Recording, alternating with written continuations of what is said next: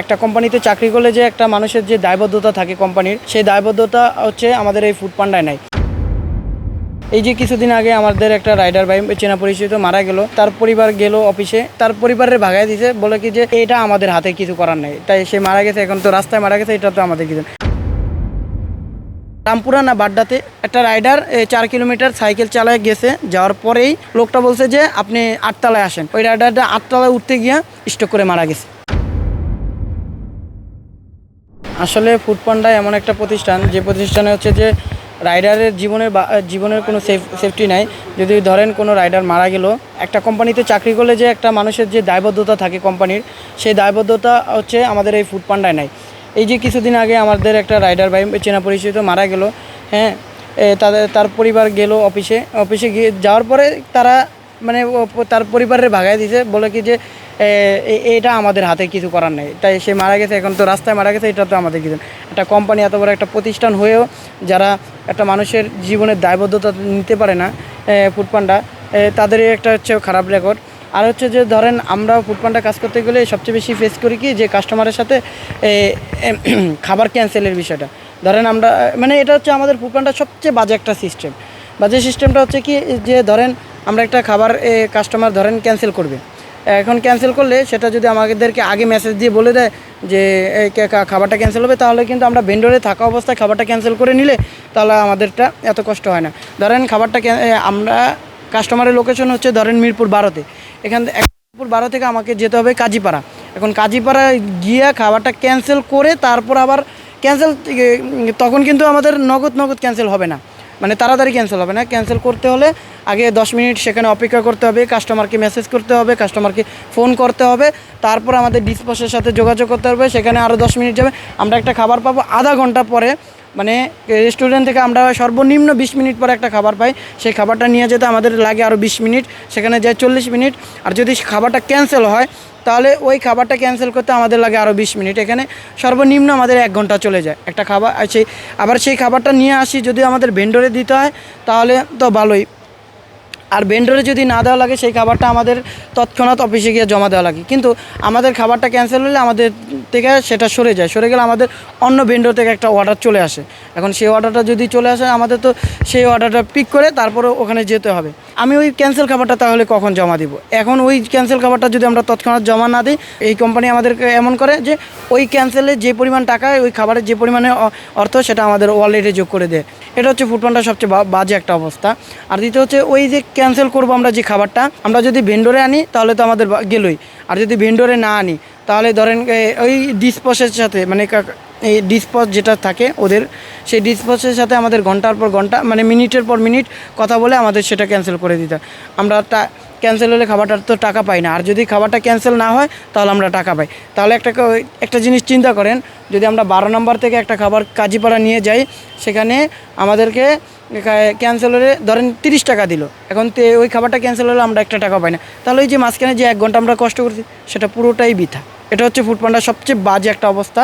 আর দ্বিতীয় হচ্ছে যে ধরেন একটা কাস্টমার আমাকে বললো যে ভাইয়া 8তলায় আসেন, লিফট নেই। একটা মানুষ, আমরা 2 কিলোমিটার 3 কিলোমিটার কখনো 4 কিলোমিটার 5 কিলোমিটারও আমরা চালায়া যাই, তারপর একটা কাস্টমার যদি আমাদের বলে যে ভাইয়া আপনি 8তলা 10তলায় উঠেন, একটা রাইডারের পক্ষে তখন কি সম্ভব হয় 8তলা 10তলা উঠতে?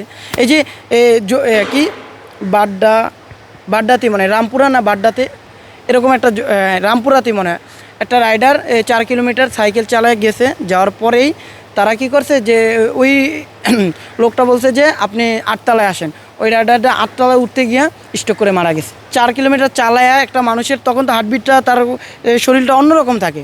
এই 8তলায় উঠতে গিয়ে ওই কাস্টমার বাসা অবধি যাওয়ার আগেই 4তলায় পড়ে তার এসে স্ট্রোক করে মারা গেছে। তাহলে এই দায়ভারটা আমাদের কোম্পানি নেয় না, কখনোই নেবে না। এটা হচ্ছে তাদের অনেক খারাপ একটা রেকর্ড। তারপর হচ্ছে যে আমরা 8তলায় যখন আমরা 4 কিলোমিটার চালায় 8তলায় উঠি, আমাদেরকে 10 টাকা কাস্টমার বেশি দেয় না।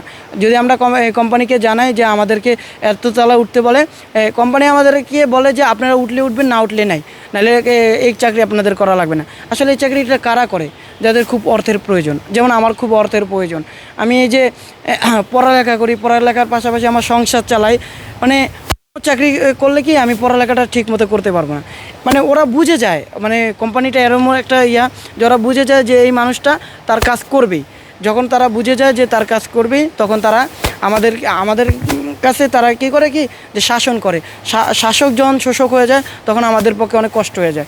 যেমন একটা কথা আছে না বাংলায়, যে আমরা যারে দিয়া ভূত ছাড়াবো তারাই যদি ভূতে পায়, তাহলে আমরা ভূত ছাড়াবো কারে দিয়া। এরকমটাই হচ্ছে যে আমাদের কোম্পানির অবস্থা। আমরা যদি কখনো ভুল করি, নগদ নগদ আমাদের সাসপেন্ড করে দেবে। কিন্তু আমরা সেই ভুলটা যদি কাস্টমার করে, যদি কাস্টমার আমাদেরকে অপমান অপদস্থ করে, আমরা যদি কোম্পানিকে জানানো হয়, কোম্পানি তার কোনো নেয় না, পদক্ষেপ নেয় না, সেখানেও আমরা ভুক্তভোগী হই। তারপর হচ্ছে যে আমরা ধরেন ম্যানেজারের একটা কথা বলবো যে বস আমাদের এখানে এই সমস্যা হয়েছে, আমাদের সমস্যার সমাধান করে দেয়। সে আমাদের পাল্টা জবাব দেয় যে আপনার যদি কাজ করতে মন না চায় চলে যান। এটা একটা মানে কোম্পানির ম্যানেজারের কথা হতে পারে না, কারণ তাকে তো রাখা হয়েছে আমাদের সমস্যা সমাধানের জন্য, আমাদের সমস্যা তৈরি করার জন্য তাকে রাখা হয় না। মানে একটা কথা কি, যারাই ওই চেয়ারগুলোতে বসে যায় না, তারাই হচ্ছে যে তাদের নীতি নৈতিকতা ভুলে যায়। তাদের মানে আমাদের কোম্পানির মানুষের হচ্ছে এরকম একটা অবস্থা। তারপর হচ্ছে যে ধরেন আমরা এই যে রোদ, এই যে বৃষ্টির মধ্যে আমরা কাজ করি, রোদের মধ্যে আমরা কাজ করি, এত কষ্ট করে নিয়ে আমরা পার্সেল নিয়ে যাই, মানে আমাদের কোনো সম্মান থাকে না। ধরেন আপনি এই 12 নম্বর থেকে আপনি ডিএইচএস যাবেন, মিরপুর ডিএইচএস যাবেন, সেখানে সর্বনিম্ন ভাড়া আপনাকে 40 টাকা 50 টাকা দিতে হবে, মানে 50 টাকা দিতেই হবে, 40 টাকা দিতে হবে।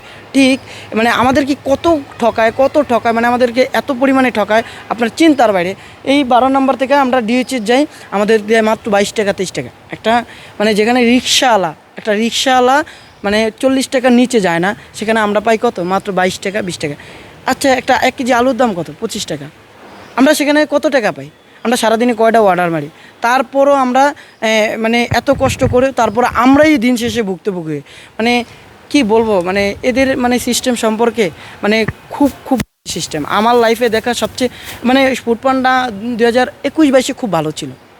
মানে যখন দেখছে যে মানুষগুলা মানে কোম্পানির মানে বিভিন্ন কাস্টমার তাদের দিকে ঝুঁকছে, ঘরে বসে সব কিছু পাওয়া যাইতেছে হাতের নাগালে, তখন থেকেই তারা জানোয়ার হয়ে উঠছে, বুঝছেন। বাংলা গালিটা দেওয়া মানে হচ্ছে যে কতটা দুঃখ, কতটা ক্ষোভ, কতটা প্রকাশ মানে আমার মধ্যে থাকলে। আমি 4 বছর এই কোম্পানিতে কাজ করার পরেও মানে একটা গালি বের হয় একটা কোম্পানির নামে, তারা জানোয়ার হয়ে গেছে এক কথায়। মানে খুব কষ্ট নিয়ে কথাটা বললাম। মানে আমাদের কথা হচ্ছে যে মানে ওদের কথা হচ্ছে যে রাইডাররা কোনো সম্মান পাবে না, যত সব সম্মান কাস্টমার পাবে। আসলে কাস্টমারের কোনো ভুল নেই।